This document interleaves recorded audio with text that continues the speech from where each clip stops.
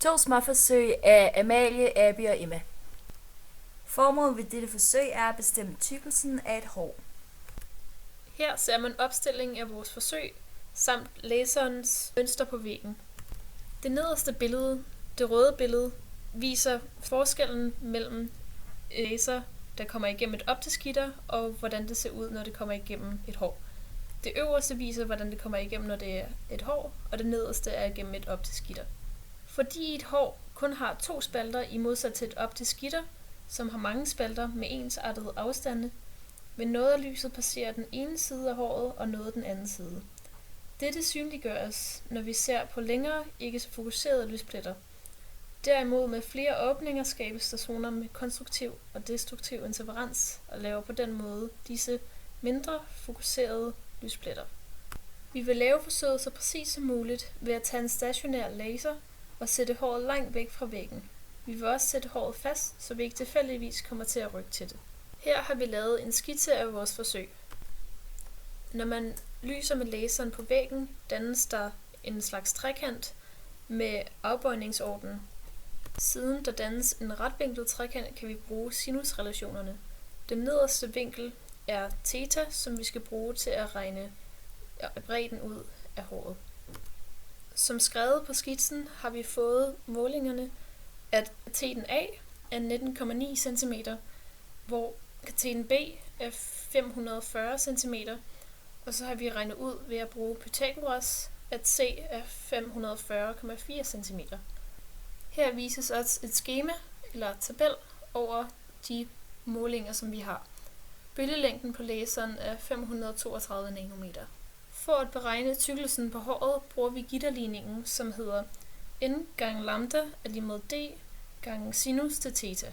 N er afbøjningsordenen, i dette tilfælde er det så 6, og lambda er bølgelængden på laseren, hvor d er den afstand eller bredde, som vi skal finde, og sinus til theta er den vinkel, som vi har fået i trekanten. For at finde d har vi så isoleret det i den næste, og vi har som sagt fundet c ved at bruge Pythagoras. Man finder sinus til a, som er i dette tilfælde af vores theta, ved at sige a divideret med c.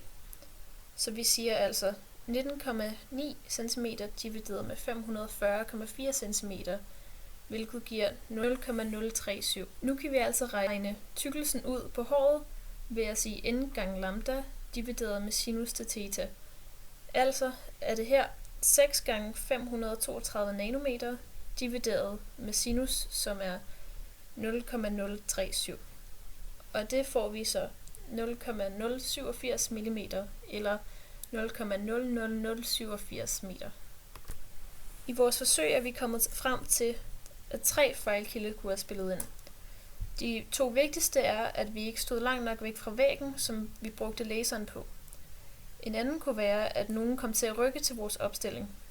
Og en mindre vigtig fejlkilde kunne være, at vi lavede upræcise målinger af katheterne. Vi kan ud fra forsøget konkludere, at vores resultat for tykkelsen af håret giver god mening, eftersom at et hår gennemsnitligt er 0,08 mm tykt, hvor vores resultat var 0,087 mm. I dette forsøg skal vi måle den specifikke varmekapacitet af aluminium og sprit.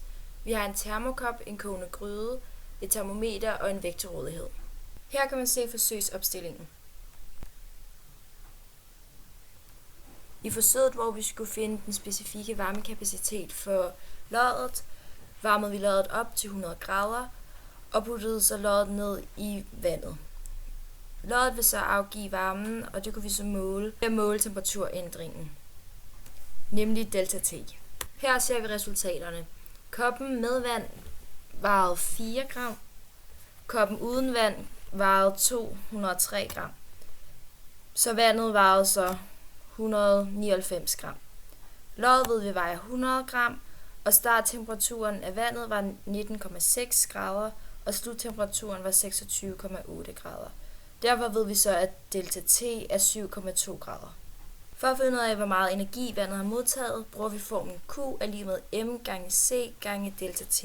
Så når vi sætter vores beregninger ind i formlen, vil Q være 0,199 kilo gange 4180 joule per kilogram gange grader Celsius gange 7,2 grader, som er lige med 5.989 joule, som så er det samme som 5,989 kilojoule. Nu har vi isoleret C, for at vi kan finde den specifikke varmekapacitet for aluminium. Når vi sætter beregningerne ind i vores formel, så vil det hedde 5.989 joule delt med 0,1 kilo gange 100 minus 26,8 grader Celsius, som er 818,2 joule per kilogram gange grader Celsius. Nu laver vi det samme forsøg, bare med sprit i stedet for vand. Vi skal prøve at udregne sprits specifikke varmekapacitet. Koppen uden sprit vejer 5 gram, koppen med sprit vejer 160 gram. Det vil sige, at spritten altså vejer 155 gram eller 0,155 kilo. Låret vejer igen 100 gram eller 0,1 kilo. Starttemperaturen er 24 grader Celsius, og sluttemperaturen er 34,3 grader Celsius. Det vil sige, at delta T altså er 10,3 grader Celsius. I dette tilfælde bruger vi aluminiums specifikke varmekapacitet, som er 900 i stedet for resultatet i det andet forsøg. Vi siger, at Q er lige med m gange C gange delta T, og det vil altså sige, at C er lige med Q divideret med m gange delta T. Q for aluminium er derfor lige med 0,1 kilo gange 900 joule per kilo gange Celsius gange 100 minus 34,3 Celsius lige med 5.913 joule. C for sprit er derfor lige med 5.913 joule divideret med 0,155 kilo gange 10,3 Celsius, hvilket er lige med 3.704 joule per kilo gange Celsius. Vi har regnet vores afvigelsesprocenter ved at tage vores forsøgsresultater og så dividere det med den egentlige værdi. For at finde afvigelsesprocenten har vi fundet forskellen mellem tallene og så divideret forskellen med den egentlige værdi. Vi har derefter ganget det med 100 for at få det i procent. Afvigelsesprocenten for vores aluminiumforsøg er 9,1%. Afvigelsesprocenten for vores spritforsøg er 52,4%. De vigtigste fejlkilder i forsøget er: ikke al energien gik til vandet, men i stedet til koppen. Vi gik ud fra, at grydevandet er 100 grader Celsius. Låret kunne have afgivet varmeenergi til luften, før den kom ned i koppen. Ikke rørt nok rundt i vandet for at sprede varmen. Vandet på låret fordampede, imens vi tog den fra gryden. Termometeret kunne have målt låret og ikke vandet. De mindre vigtige kunne være upræcis måling af vægt og upræcis måling af temperatur. Vi kan hermed konkludere, at vores forsøg er mislykket, eftersom afvigelsesprocenten er på 9%, og man kan derfor ikke stole på resultaterne. Derfor har mange af fejlkilderne sandsynligvis spillet ind.